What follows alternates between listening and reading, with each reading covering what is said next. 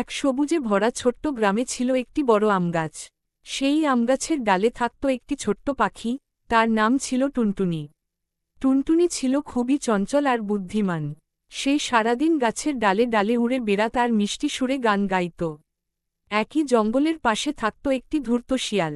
শিয়ালটি সব সময় খাবারের খোঁজে ঘুরে বেড়াত। একদিন সে গাছের নিচে এসে টুনটুনির মিষ্টি গান শুনতে পেল। শিয়াল ভাবল, এই ছোট্ট পাখিটা যদি আমি ধরতে পারি, তাহলে ভালো একটা খাবার হবে। শিয়াল তখন মিষ্টি গলায় বলল, ওহে টুনটুনি, তোমার গান কত সুন্দর, আমি জীবনে এমন মিষ্টি গান কখনো শুনিনি। তুমি কি একটু কাছে এসে আমার জন্য গান গাইবে? টুনটুনি খুব বুদ্ধিমান ছিল। সে বুঝতে পারল শিয়ালের মনে খারাপ মতলব আছে।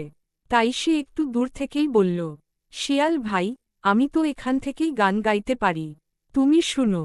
তারপর টুনটুনি আরও জোরে গান গাইতে লাগল। শিয়াল বারবার তাকে কাছে আসতে বলল, কিন্তু টুনটুনি কিছুতেই কাছে এল না।